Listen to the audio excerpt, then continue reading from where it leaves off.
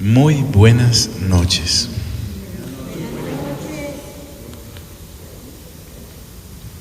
Estamos en este capítulo 13 de la carta que el apóstol Pablo escribió hace unos 2000 años a los creyentes en Roma. No sé si él alcanzó a pensar que todavía la estuviéramos leyendo 2000 años después, porque uno, al leer sus cartas con atención, en cada una de ellas, casi que en todas, sí, anuncia el pronto retorno del Señor. Por ejemplo, él escribe en el capítulo 4 de Primera de Tesalonicenses que los que hayan muerto en Cristo resucitarán primero.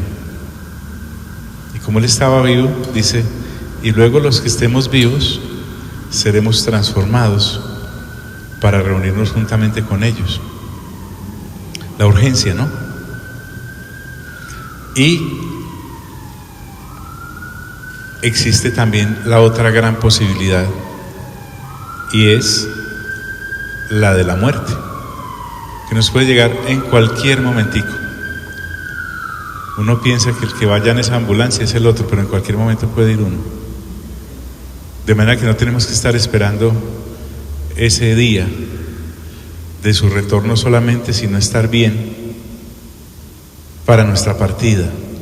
Esa es la urgencia del apóstol. El apóstol no escribe para una religión, el apóstol escribe para una familia, para la familia de Dios. Entonces repasemos los versículos solo en lectura que llevamos. Sométase toda persona a las autoridades superiores, porque no hay autoridad sino de parte de Dios, y las que hay por Dios han sido establecidas, de modo que quien se opone a la autoridad, a lo establecido por Dios resiste, y los que resisten acarrean condenación para sí mismos. Este versículo es que no hay nada como para votar o desechar en las cartas del apóstol. Lo que está diciendo ahí nuestro hermano Pablo es que al conscientemente estar violentando las leyes de la nación donde estemos viviendo, la sanción temporal se nos viene encima. La palabra acarrear ahí es muy fuerte. Y uno diría, es fuerte, pero es todavía más fuerte la condenación. Dice, para sí mismos. Por ahí hay un proverbio que dice que el que tira piedras hacia arriba le caen en la cara. Entonces, esto de la autoridad es una cosa para no jugar. Y si nos metemos a jugar con la autoridad en el ilícito, tarde o temprano la piedra nos cae en la cara. Acarrean condenación para sí mismos, porque los magistrados, miren, no está hablando del apóstol, del profeta, del evangelista, del pastor o del maestro, que son las autoridades, digamos, que Dios tiene para su iglesia a nivel de todas las localidades, pero aquí magistrados son las autoridades públicas, porque los magistrados no están para infundir temor al que hace el bien, sino al malo. ¿Quieres pues no temer a la autoridad? Haz lo bueno y tendrás alabanza de ella, porque es servidor de Dios para tu bien. Pero si haces lo malo, teme. Impresionante. Es una de las pocas partes en las Sagradas Escrituras en donde el Espíritu Santo, a través de uno de sus escritores santos, sagrados, aconseja temer. Porque por lo general el Señor Jesús, cuando estaba con Jairo, por ejemplo, le dijo, no temas, solamente cree. Pero aquí me está diciendo, si estás infringiendo la ley, teme. Porque no en vano lleva la espada, pues es servidor de Dios, vengador para castigar al que hace lo malo. Sí, no me puedo quedar ahí otra vez. Ahora, con respecto a esas autoridades, dice, por lo cual es necesario estarle sujeto, no solamente por razón del castigo, sino también por causa de la conciencia. Entonces ya no estamos como el niño que no hace pilatunas para que la mamá o el papá no lo castiguen. No, ahora estamos como la persona que sabe que hacer lo bueno es lo que hay que hacer. Por motivos de conciencia. ¿Por qué estás haciendo eso? Porque es lo que está bien. Pero si la gran mayoría es el mal. Yo no soy de la gran mayoría. Soy de la gran minoría de Dios. Y entonces empieza a hablar de cosas tan sencillas del diario vivir de un ciudadano. Pues por esto pagáis también los tributos. Y vimos que los tributos eran las compensaciones que la nación subyugada le daba a aquella que la había conquistado. Cuestiones de la época. No ha cambiado mucho tampoco. Porque son servidores de Dios, insiste. No, es que si yo tengo la visión solamente de la autoridad de Dios dentro de la iglesia, soy de los que me manejo bien acá, pero soy un asaltante allá afuera. Aquí estoy sobrio, pero allá borracho. Aquí no hablo mal de nadie, pero afuera a mi lengua le tienen miedo. Aquí, entonces seríamos como una especie de sepulcros blanqueados. El apóstol quiere darnos a entender que debemos ser los mismos acá y afuera, porque son servidores de Dios que atienden continuamente a esto mismo. Pagad a todos lo que debéis. En este asunto de pagar a todos lo que debemos, está incluyendo Pablo las deudas que tenemos con las personas, sean personas naturales o jurídicas. Porque cuando Pablo está tocando este tema, se ve que en Roma, al igual que en Corinto en algunas ocasiones, la gente te pedía prestado, pero era para no pagarte. En 1 Corintios capítulo 5, ustedes pueden recordar que Pablo dice, hombre, he oído que entre ustedes hay pleitos, y esos pleitos los llevan al juez que no es creyente. Y dice, ya es bastante mal que haya pleito entre ustedes, gracias hijo, pero más mal todavía es que esos pleitos los lleven para que se los juzgue un incrédulo. Porque en Corinto había gente que le decía a XB, vamos a hacer este negocio, pero aún tenían tan arraigado el mundo en sí que era para no pagarte. Pablo dice, pagad a todos lo que debéis. Y empieza a decir, al que tributo, tributo, ya explicó. Al que impuesto, impuesto, los impuestos normales que todos conocemos, el común y corriente. Al que respeto, respeto. Miren que es con respecto al prójimo también. Respeto le debo tener a todas las personas. Hay un pasaje muy lindo en 1 de Timoteo capítulo 5, en donde Pablo aconseja a Timoteo, que era un joven pastor, en el trato con los miembros de la congregación. Les dice, a las hermanas mayores trátelas como si fuera su mamá, a los hermanos mayores trátelos como si fuera su papá, a las hermanas trátelas con toda pureza. Entonces de eso se trata, al que respeto, respeto. También dice, al que honra, honra. Y nuevamente insiste, no debáis a nadie nada. Y aquí habíamos dejado la vez anterior. Y les traje un pensamiento de un señor llamado William Grey House con respecto a no debáis a nadie nada. Les dice: deshaceos de vuestras deudas, pero no al negarlas, o al ignorarlas, o al evadirlas, sino al pagarlas. Y agrega: solo hay una deuda que nadie jamás puede deshacerse de ella, y es la deuda del amor, dice este pensador. Y conecta muy bien con lo que el apóstol Pablo está enseñando, porque en este versículo 8, por eso les decía, no hay nada que no sea importante en la palabra de Dios. Él retoma el asunto y dice: no debáis a nadie nada, y aquí viene, sino el amaros unos a otros. De ese asunto profundamente legal, como el que acabamos de ver en los versículos anteriores, él pasa a uno profundamente espiritual.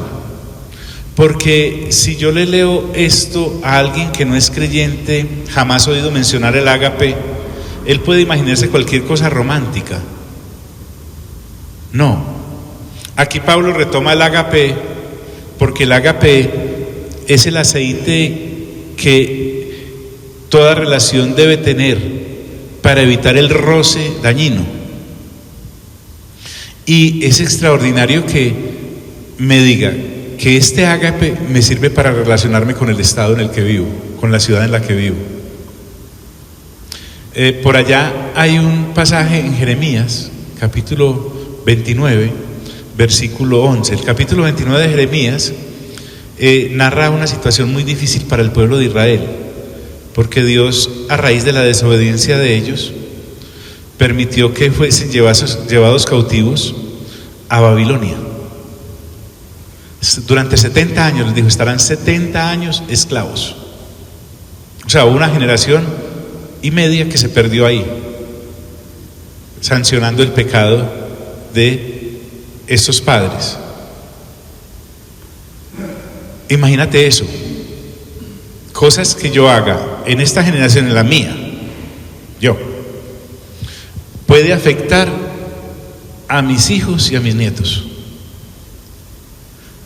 Pero aún así, en esa situación de castigo, Dios les dice: procuren el bien de la ciudad a donde los he enviado, planten viñas, construyan casas. Y estamos hablando de Babilonia, más pagana que Corinto y que Roma. Pero ¿por qué Dios hace eso? Porque hay una relación de ágape con el Estado y con sus instituciones. Sino el amaros los unos a los otros. Y aquí viene y me da la razón. Porque el que ama al prójimo, entiendas el prójimo, el otro, los demás, en este caso estamos incluyendo el Estado como institución, es la relación que tengo con el colegio donde estudio. Imagínate donde yo me relacioné desde el ágape como alumno, teniendo esto ya acá incrustado como hombre nacido de nuevo, con mente renovada. ¿Cómo voy a tratar algo tan sencillo como un pupitre? O ¿cómo voy a tratar a mis profesores o a los demás alumnos?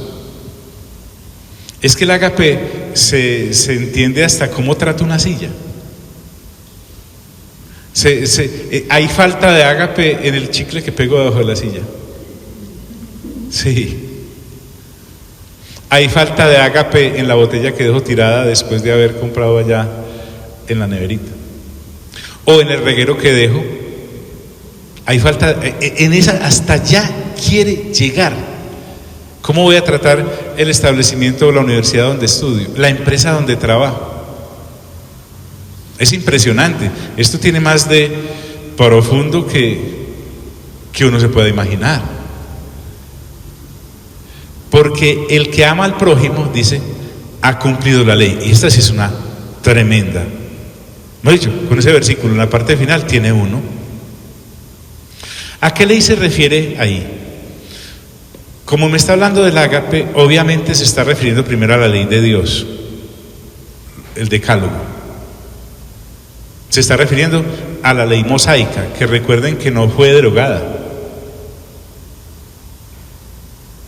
La ley del antiguo pacto tenía varias vertientes. La primera era los asuntos civiles. Esta ley moral que vamos a ver enseguida, que es el no matarás, el no robarás, esa.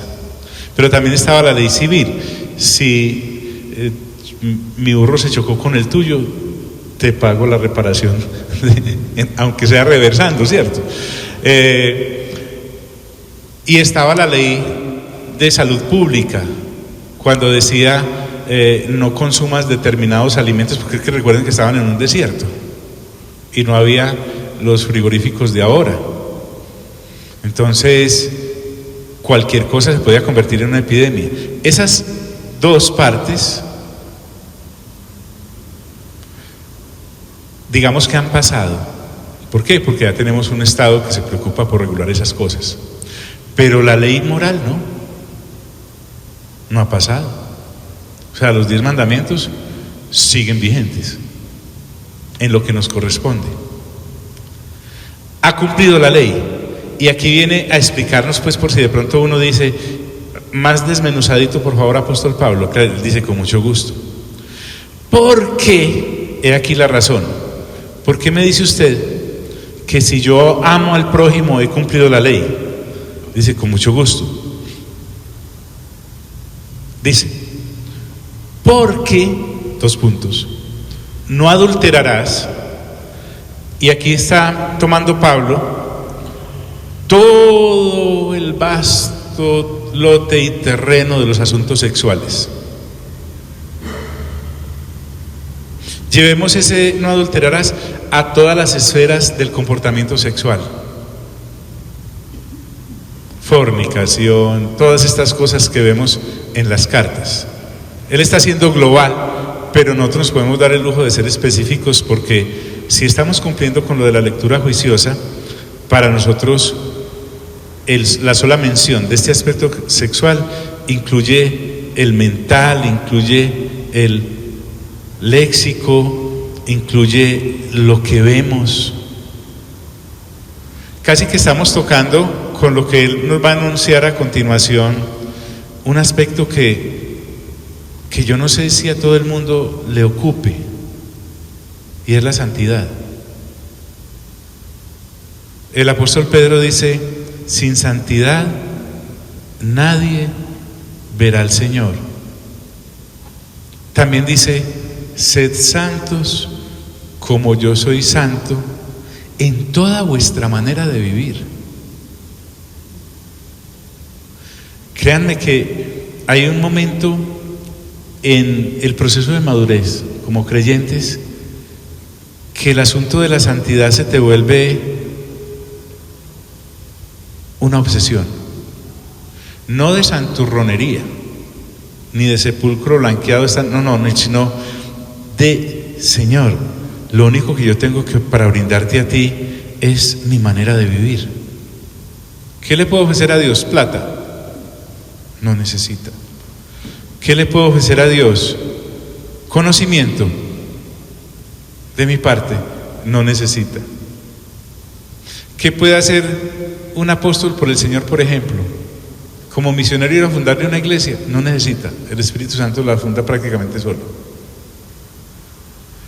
¿Qué profecía puedo ir como profeta a enseñarle?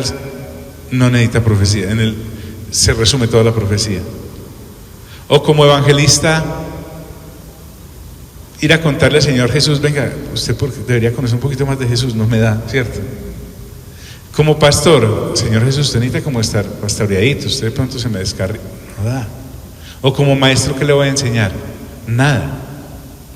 Pero venimos del capítulo 12 de Romanos, que dice que nosotros debemos renovar nuestra mente por medio de la transformación de nuestro entendimiento, para que nos presentemos a Él como una ofrenda acepta. Usted debe tomar el capítulo 12, los primeros versículos de Romanos, y juntarlos con el capítulo 6, en donde dice que este cuerpo en el cual habito es una ofrenda viva para Él. Entonces, si yo soy santo, no santurrón, el santurrón es un hipócrita, pero si realmente estoy buscando una relación real e íntima con Dios, la santidad debe ser lo que diariamente me debe dirigir hacia Él. Les he hablado de la lucha contra el pecado, que es nuestro peor enemigo, el que mora en nosotros. Eso es cierto. Pero yo, mientras esté ocupado en el asunto de la santidad, todas estas cosas van cayendo de suyo. Pero además, el apóstol me está hablando de ágape. ¿Cuál es el verdadero ágape? El que tú y yo conocemos, es procurar el bien del otro sin esperar recibir nada a cambio. Eso implica no hacerle ningún mal, en ningún área. No adulterarás. Y pasa al otro, no matarás. Él va a anunciar solo algunas de las facetas de la ley. Ese no matarás es quitarle la vida biológica a otro ser humano. Lo que pasa es que a nosotros ya se nos volvió parte del paisaje el homicidio, el asesinato.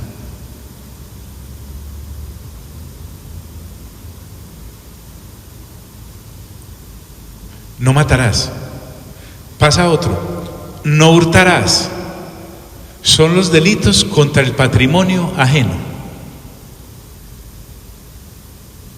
El robo en cualquiera de sus manifestaciones. Y observe que Pablo está extrapolando los 10 mandamientos que nosotros tenemos como creyentes dentro del cuerpo de Cristo y como pueblo de Dios, y me los está sacando a la calle.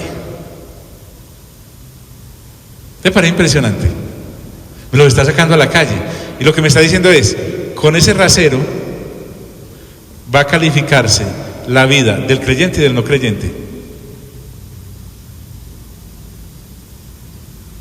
Y va otro que parece como tan sencillo romperlo, pero es igual de peligroso. No dirás falso testimonio.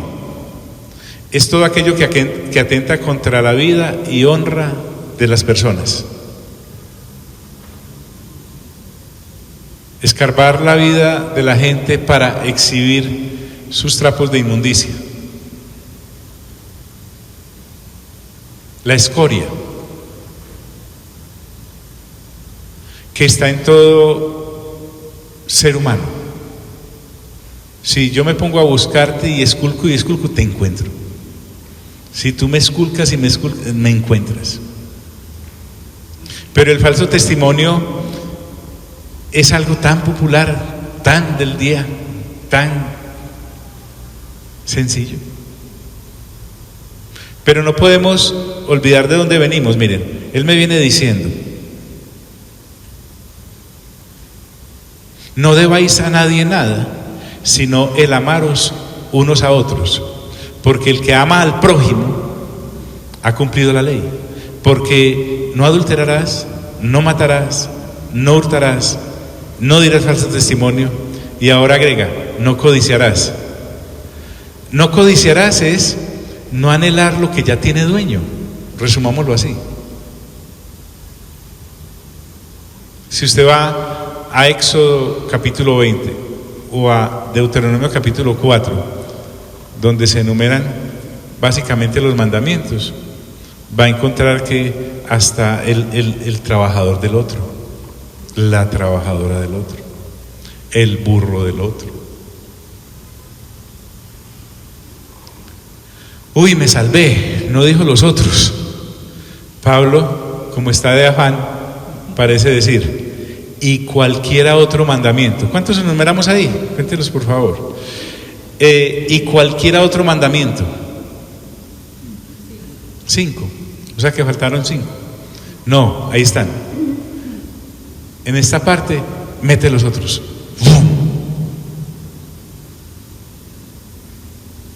Tiene una capacidad de resumen. El apóstol dice: en esta sentencia se resume. Recuerde que el Señor Jesús dijo en una ocasión que la ley se resume en un solo mandamiento: amarás a tu prójimo como a ti mismo. Y ahora Pablo lo recupera y me dice, en esta capacidad de síntesis que a él lo caracteriza, todos los 10 mandamientos se resumen en amarás a tu prójimo como a ti mismo. ¿Te das cuenta? No hay como que profundizar mucho acá, casi que con solo leerlo. O sea, lo leemos de porfiados juntos. En otras palabras es, no hagas a los otros lo que Dios dice que no te deben hacer a ti. Porque a veces inclusive yo puedo tolerar algunos abusos contra mí, pero eso no me autoriza a violentar la esfera del otro. Amar entonces al prójimo es tratar a los demás como quisiera que me trataran a mí. Eso ya es mucho. Estamos hablando, por eso te digo yo, mira que habla de santidad. Todo lo anterior es un artículo no muy vendido hoy en los pasillos de las congregaciones cristianas. No adulterar, no matar, no hurtar, no decir falso testimonio, no codiciar. Todo eso me habla de ser santo para Dios. No santurrón, santo. Es cada día, cada hora del día. Yo estoy honrando a mi Señor con esto. Con eso tendría uno. Pero ¿cómo puedo saber qué le agrada a Dios si su palabra no leo? No me refiero a nosotros.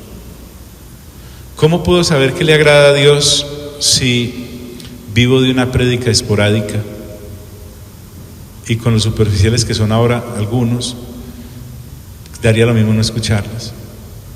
Pero la lectura juiciosa de la palabra si no me la reemplaza nada.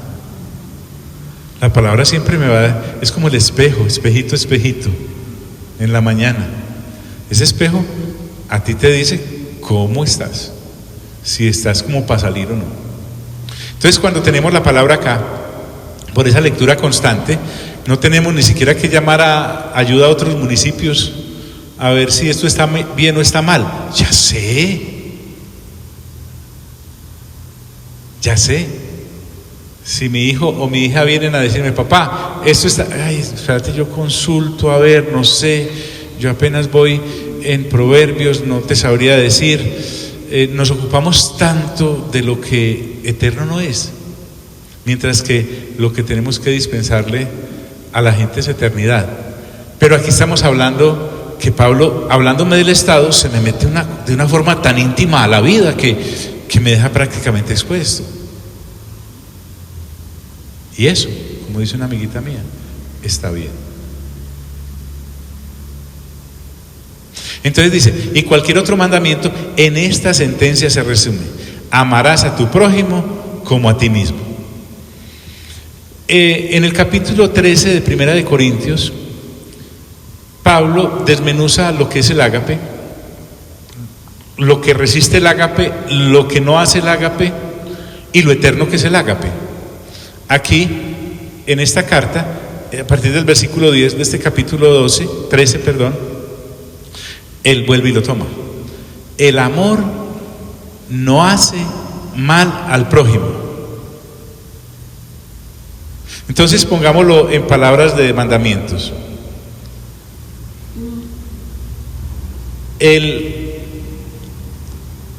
ágape con el cual me relaciono con el prójimo no tendrá delitos sexuales contra el prójimo, no cegará la vida del prójimo, el ágape que me gobierna, no le robará, no hablará mal de otra persona dañando su honra, no codiciará.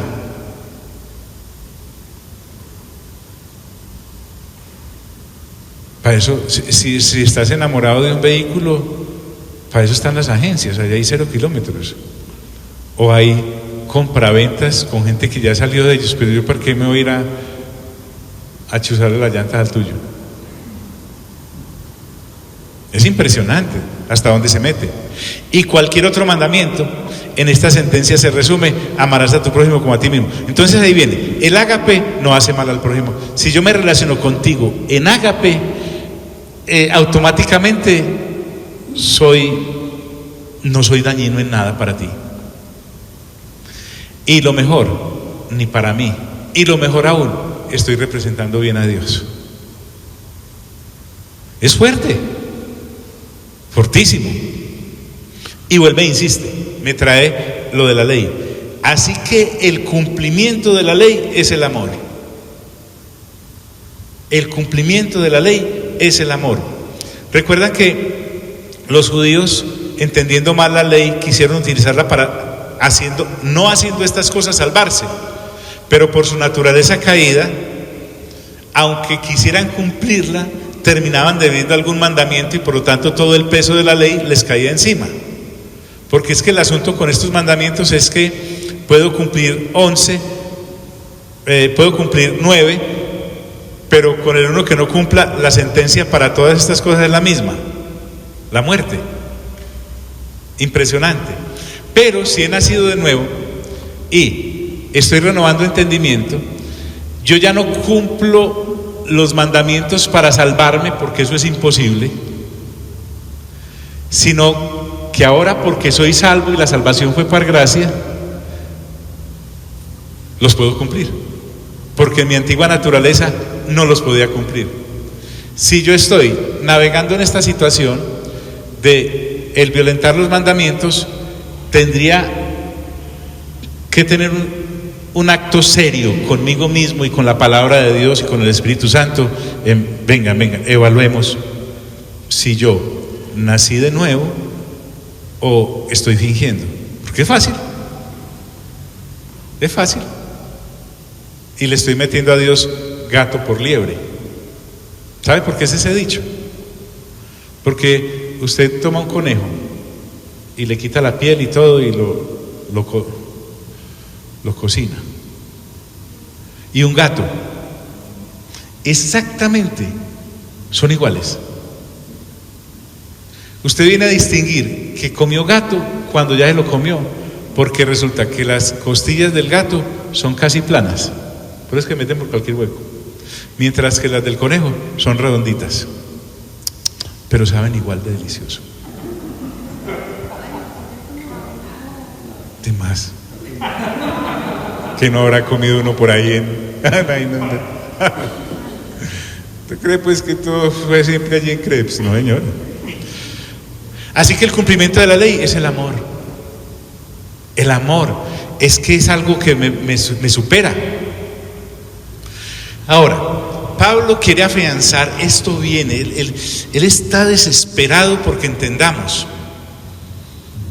Con respecto al amor, un creyente de esos así renombrados de todos los tiempos, John Wesley, dijo: el amor a Dios con todo nuestro corazón, toda nuestra mente, alma y fuerzas. Esto implica que ninguna mala voluntad o genio, nada contrario al amor, nada de eso me debe quedar en el alma.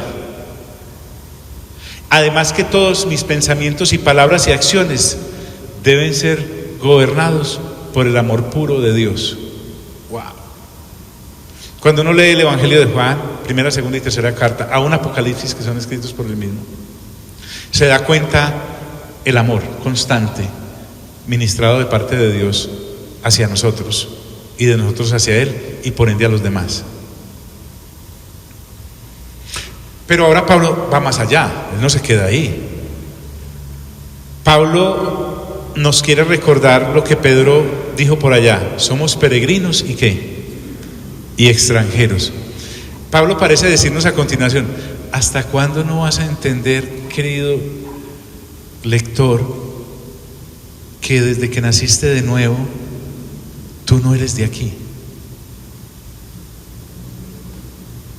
¿Hasta cuándo no vas a entender, mi amado lector de epístolas, que nuestra ciudadanía, nosotros no somos ciudadanos de esta tierra ni de este sistema caído? ¿Por qué insistes en comportarte como ciudadano del sistema caído? Eso es lo que está diciendo. No te luce, no está bien. Eres el único engañado, eres la única que se está engañando con eso. Nadie más. Quien va a perder eres tú. Así que el cumplimiento de la ley, y ahora nos dice, y esto conociendo el tiempo. No si va a llover o no va a llover, no se está refiriendo a ese tiempo. Se está refiriendo al tiempo de Dios. Se está refiriendo a la forma en cómo Dios mira el evolucionar de la raza humana que va rumbo a la eternidad. Porque toda la raza humana va rumbo a la eternidad. El destino es el diferente.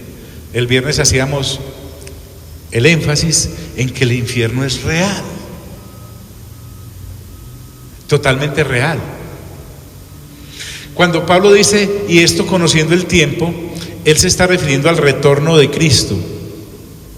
Pero no solamente al retorno de Cristo, sino a nuestro encuentro con Él. Él viene y nosotros nos encontramos con Él.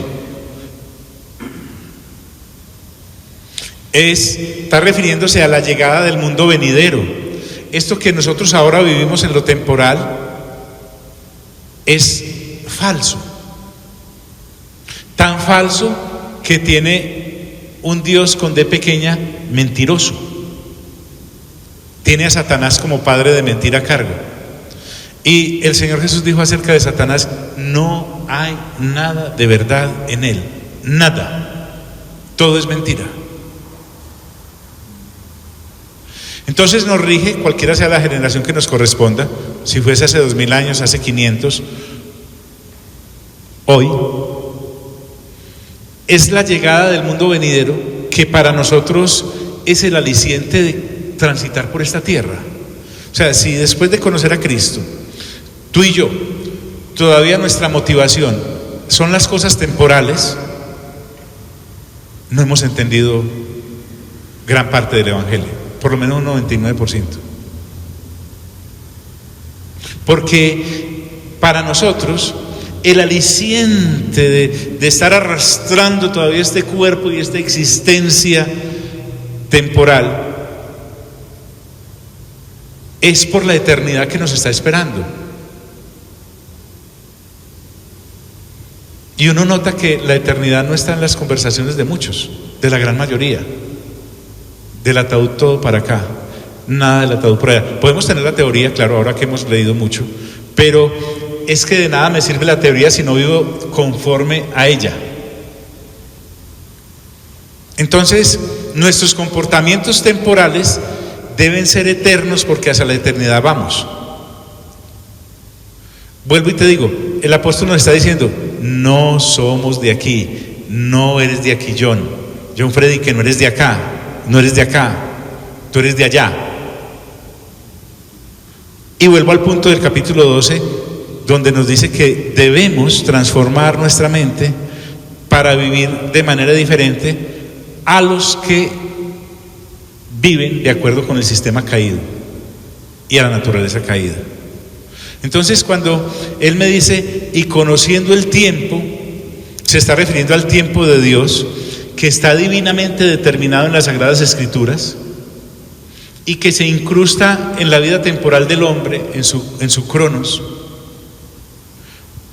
Y cuando Pablo me dice, y esto conociendo el tiempo, me está diciendo, usted creyente, debe saber que estamos en esos tiempos finales, antes del regreso del Señor Jesús, nuestro Dios. Y cuando se refiere a tiempos finales, ya no podemos estar como niños fluctuantes pensando, John, tiene la fecha ya. Por ahí hay un predicador famoso que tiene que cambiar la fecha como cada 6 años, porque ninguna de las que he predicho le ha dado. No se refiere a eso. Es que el tiempo final para nosotros comenzó cuando hace 2000 años el Señor vino y luego fue muerto y luego fue sepultado y luego resucitó y luego ascendió. A partir de ese momento estamos en los tiempos finales. En cualquier momento Él regresa. Eso es lo que me debe a mí motivar el día a día, lo que a mí me mantiene en pie para levantarme, que a veces ni siquiera quiero salir de ese lecho. Salir a la calle terrible. Aún estar con gente tan maravillosa como cada uno de ustedes. Entonces, ¿qué me motiva?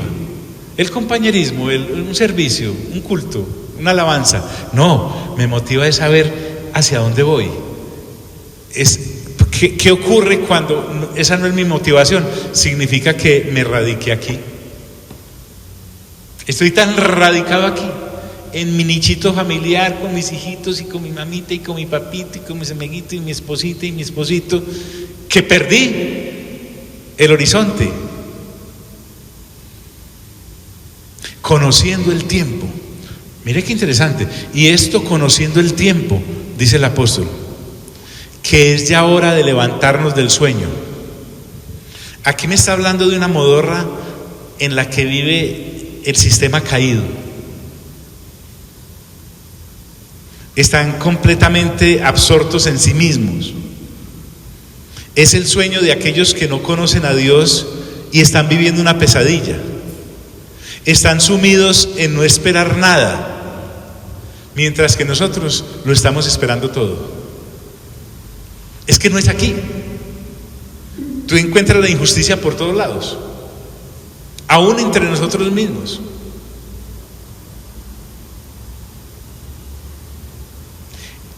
Que es ya hora de levantarnos del sueño. Cada vez que leo este pasaje siempre pienso, y me voy a segunda de Tesalonicenses capítulo 1 y 2, casi todos Tesalonicenses, y me pellizco, me hace estar alerta, porque dice que es ya hora de levantarnos del sueño, y dice, porque ahora está más cerca de nosotros nuestra salvación. No se refiere al no ir al infierno, no. Hablábamos que la gran diferencia entre los pecadores que no conocen de Dios y nosotros es que nosotros ya somos pecadores perdonados. O sea, nuestra salvación, digámoslo así, nuestra primera salvación fue cuando de Cristo conocimos, y entonces pasamos de tinieblas a luz admirable. Pero la salvación al que se refiere acá el apóstol es la resurrección, que va ligada íntimamente con el retorno del Señor. Y entonces uno puede combinar el estar acá, viviendo en santidad y en ágape, pero porque Pablo dice en 1 Corintios capítulo 15, da a entender que si solo para vivir acá nos estamos manejando bien, somos los más dignos de lástima. Pues es que eso lo hace un tipo que esté dedicado a la vida zen. No, nosotros tenemos porque ahora está más cerca de nosotros nuestra salvación. Y mire, si hace 2000 años Pablo está diciendo que la salvación está cerca, 2000 años después tiene que estar más cerca. Si él la veía inminente, ¿cuánto más ahora nosotros? Entonces no falta el despistado que diga, pero ve, desde hace 2000 años están diciendo que viene y no ha venido. Hermano, para eso está la segunda carta del apóstol Pedro, que dice que la demora de Dios no es porque le haya olvidado, sino que Él anhela que más gente se salve. Yo no puedo estar pensando de manera egoísta, Señor, ven ya mañana para yo no seguir pecando tanto. No. Yo me debo pegar al pensamiento de Dios, y es, entre más tiempo se demore en venir el Señor, más gente va a poder conocer de este mensaje y lo va a recibir. Si me muero y soy de los que participa de la resurrección cuando Él regrese, ¿qué importa? Y si soy de los que está vivo cuando Él regrese, ¿qué importa? Estoy plegado es a la misericordia de Dios, porque en Timoteo Pablo me dice que Dios quiere que todo el mundo se salve. Yo sé que no todos se van a salvar. Dios ha tenido la misericordia de que yo lo sea, pero sí puedo. Porque ahora está más cerca de nosotros nuestra salvación. El regreso del Señor, lo llama también el día del Señor, nuestro encuentro con Él, la resurrección, el recibir el cuerpo nuevo, la nueva Jerusalén. Mira, si estoy ocupado en eso, si tengo mi mente absorta en eso y mi comportamiento sigue y está procurando esa conducta, créeme que me va a quedar muy poquito tiempo para andar en las obras de la carne. ¿Qué hace frenar a la gente en las obras de la carne y en el pecado? Y practicarlo como si fuese impío, que se le olvida esto.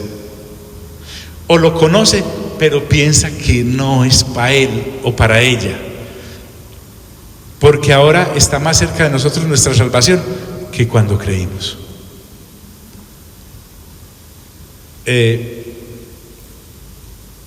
Los que Dios nos ha permitido llevar décadas en esto, pero realmente nos ha permitido estar seriamente en esto, tenemos la misma expectativa del primer día, hoy después de tantos años. Uno lee la historia de los mártires. Un hombre como Policarpo, por ejemplo, le dijeron, ya anciano, blasfeme de ese Jesús y lo dejamos vivir. Y el anciano le contesta, 70 y tantos años y el Señor siempre me ha sido fiel. ¿Cómo lo va a ser yo infiel en este momentico? Prendan la mecha. Y murió en la hoguera. Entonces prefiero ser quemado en la hoguera viviendo para Cristo que ser quemado en la hoguera viviendo para el diablo. Es impresionante que cuando creímos y aquí, de aquí muchos creyentes, y está bien, no tengo nada en contra de las vigilias, pero se pegaron para hacer vigilias. Sí, y dice, la noche está avanzada. Y entonces la vigilia, voy a hablar solo del círculo evangélico, no tengo por qué hablar de los primos. Pero resulta que algunas personas dicen, pastor, iglesia, hagamos una vigilia. Sí, es una manera muy bonita, pero él me está hablando de ser vigilante constantemente. Es de estar vigilando mientras estoy en casa, mientras estoy en la oficina, mientras estoy haciendo el negocio, mientras estoy yendo, mientras estoy mercando, mientras estoy haciendo lo uno, lo otro, mi comportamiento, cómo debe ser. Pablo se va a meter en el capítulo 14 en un asunto del comportamiento en cuanto a hasta en qué comer y no comer se mete. Pero no para juzgar, sino para amar. Vamos a tomarlo, ese capítulo 14 que viene también de esa manera. Dice, la noche está avanzada. Cuando se refiere a la noche está avanzada es que este siglo caído está por finalizar. A eso se refiere. Que ese tiempo de Satanás con todo su séquito está por acabar. Que la maldad, que cada vez es más notoria, porque cada vez se hace menos en los rincones, y la impiedad que pulula por todos lados está a punto de llegar a su fin. Ojo con eso. La Biblia dice en boca del Señor Jesús que nosotros somos la sal de ¿qué? De la tierra. Pero no se está refiriendo a un conjunto de creyentes por los cuales, gracias a estar ellos ahí, el mundo no ha sido destruido. No. Nosotros somos la sal de la tierra porque vivimos conforme a la justicia de Dios. Por eso termina diciendo, si la sal se desvirtúa, lo vamos a ver en Lucas, no sirve para nada, sino para ser echada afuera. Entonces, los que nos debemos mantener salados somos nosotros, con estas cosas. La noche está avanzada y dice, y se acerca el día. ¿Cuál día? Pues cuando Cristo vino por primera vez, ese fue el inicio de ese día y empieza a correr. El tiempo del mundo caído empezó su pleno descenso, pues como por cual tobogán, hacia ese abismo de destrucción del cual ya no hay reversa, porque el mundo está sentenciado. Lo que está diciéndome es, le queda poco tiempo a la oscuridad. Yo quisiera tener un versículo en el cual el Espíritu Santo me hable de la primera venida y de la segunda venida ahí, Listo, se lo tengo. 9:28 de Hebreos. Alguien que lo lea, por favor. Con ese solo versículo, el escritor a los Hebreos me dice lo que Pablo lleva en 13 capítulos. ¿Qué dice? ¿Quién lo encontró ya? 9:28, Hebreos. Don Jorge, el micrófono, por favor. Gracias, muy gentil. ¿Quién lo tiene? Vea.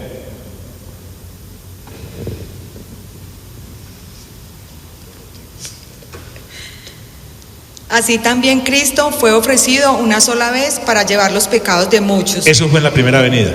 Siga. Y aparecerá por segunda vez sin relación con el pecado para salvar a los que le esperan. En relación, no, sin relación. Sin relación. Sin relación con el pecado. O sea, Él ya no viene a quitar los pecados, sino ¿a qué? Sin relación con el pecado para salvar a los que lo esperan. Esa salvación ya no es para sacarnos de el camino que íbamos al lago de fuego, sino para darnos resurrección juntamente con Él. Esas cosas lo deben trasnochar a uno. Esas cosas lo deben desvivir a uno. Eso es lo que realmente estamos llamados a hacer. Y se acerca el día. ¿Y entonces qué debo hacer? Mira, nuevamente, es que Pablo es muy peligroso. O sea, Pablo no está charlando. Él sabe que con el alma de una persona no se puede jugar. Por favor, miren, ustedes no se alcanzan a imaginar la carga que uno como pastor tiene. En primer lugar, por la propia alma de uno. Pero en segundo lugar, como dice Hebreos, hay que dar cuenta por cada uno de ustedes delante de Dios. Entonces, por eso Pablo dice, el escritor de los Hebreos, dice: hombre, dejen que sus pastores los pastoren alegremente, que se ganan ustedes con hacerle la vida imposible, dice otras versiones. Hay gente muy difícil de pastorear, extremadamente difícil. Entonces Pablo dice: desechemos pues, desechar es botar, tirar por la ventanilla. ¿Las obras de qué? De las tinieblas. ¿Cuáles son las obras de las tinieblas? Todas las obras de la carne. ¿Por qué tenemos que desechar las obras de las tinieblas? Porque es que ya nosotros no somos de las tinieblas. La carne con sus vertientes no es nuestra manera de vivir. La vida del Espíritu Santo es la que nos debe dirigir. Johnny, si uno peca, abogado tenemos a Jesucristo el justo. Pero no es nuestro diario vivir el estar como el cerdo en el cieno. No. Lo de nosotros es vivir lavaditos y puritos, y cada vez que nos ensuciemos limpiarnos. Desechemos pues las obras de las tinieblas. Y dice: y vistámonos ¿de qué? De las plumas de la luz. De las armas de Hello Kitty de la luz. No, de las armas de la luz. ¿Y sabe por qué él las llama armas? Porque no se está refiriendo a un almohadón de plumas para alejarme del mundo. No. Son armas las que el Espíritu Santo le da a aquellos hijos e hijas de Dios para poder transitar en medio de todos estos días malos y perversos. Los días son malos y perversos, malísimos y perversos. Es impresionante. Vistámonos de las armas de la luz. Miren que en Efesios capítulo 6 Pablo retoma este asunto y dice que nos pongamos toda la armadura de Dios. Habla del casco del Evangelio, habla del escudo de la fe para apagar los dardos encendidos del maligno, habla ayúdenme, el yelmo de las salvaciones, el casco, habla de las sandalias, el apresto del Evangelio, la coraza de la justicia. Gracias, señorita Sara. La coraza de la justicia. Y habla de la ¿qué? La espada del Espíritu. Y la espada es para usarla.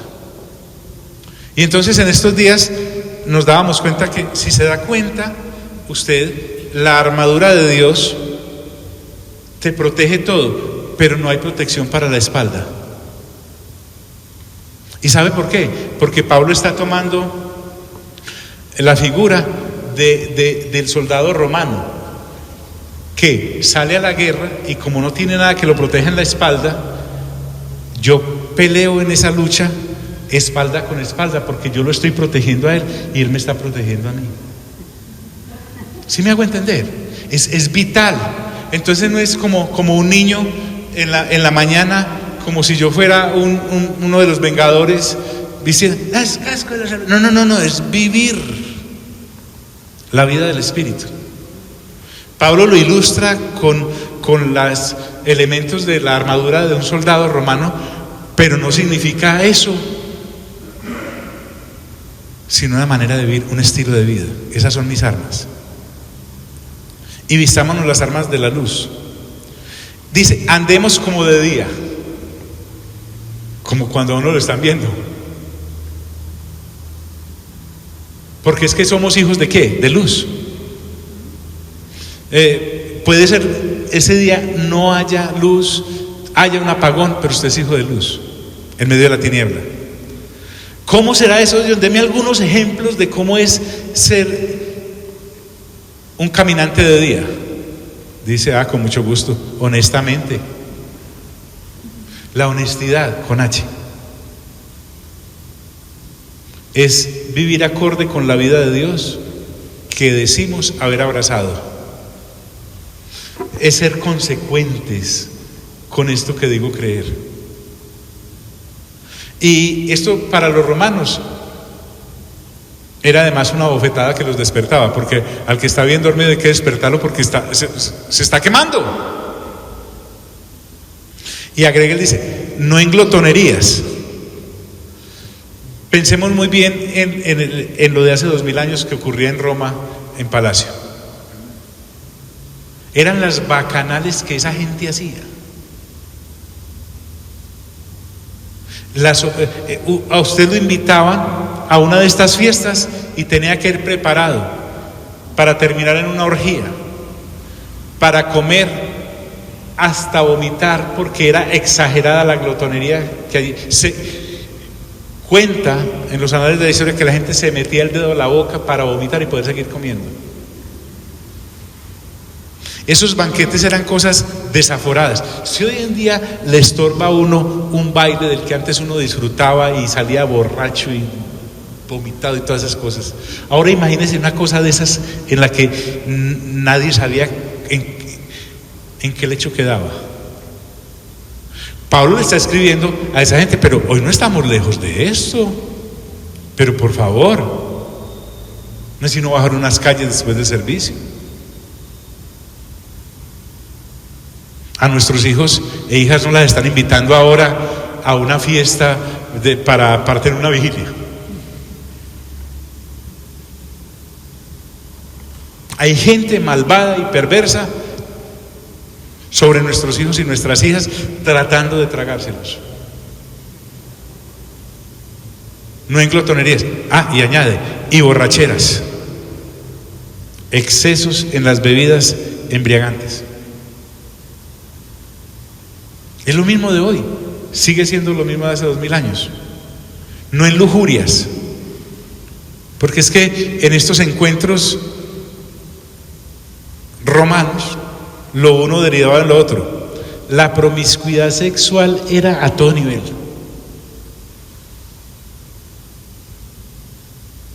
Desde el emperador hasta la emperatriz.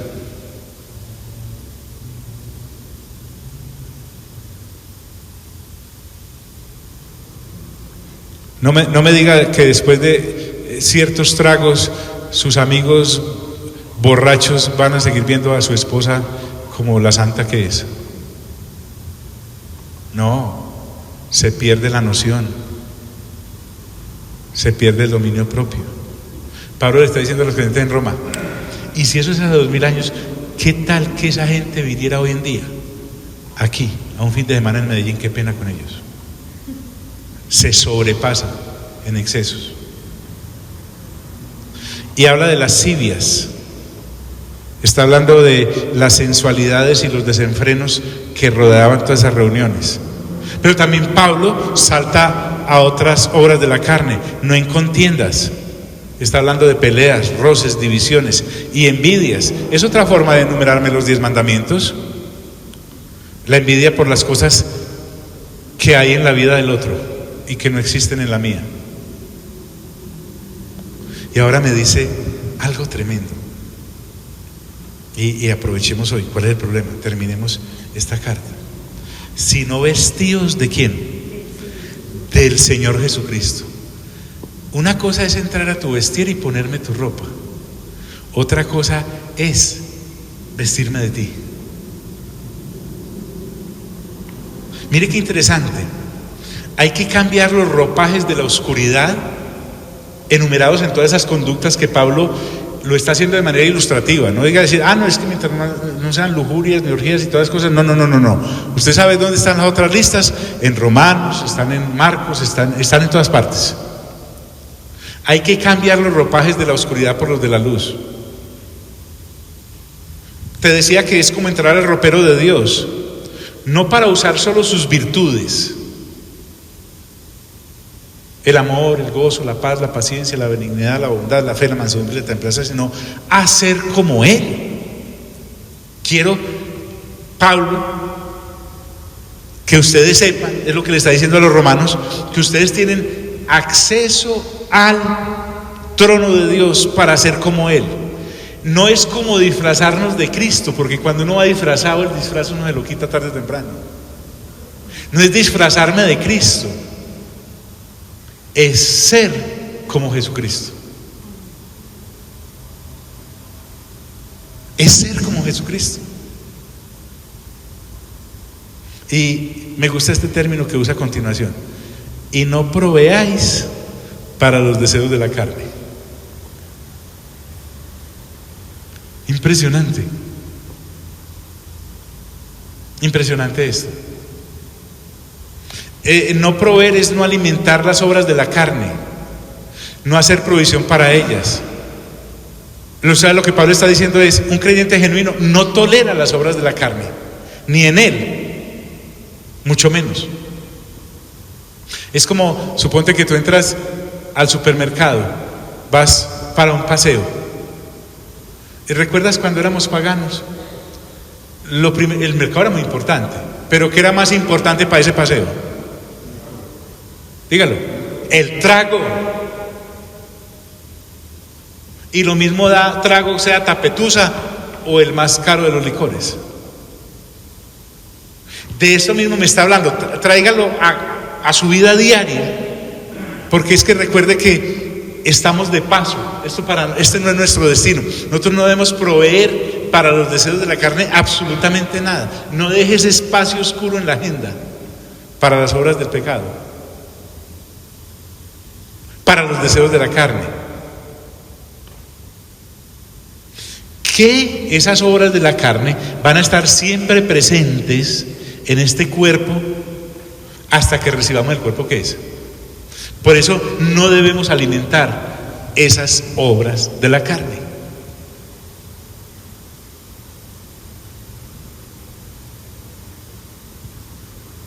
Hasta que no seamos desnudados de este cuerpo, vamos a estar en ese asunto. Entonces Pablo lo advierte.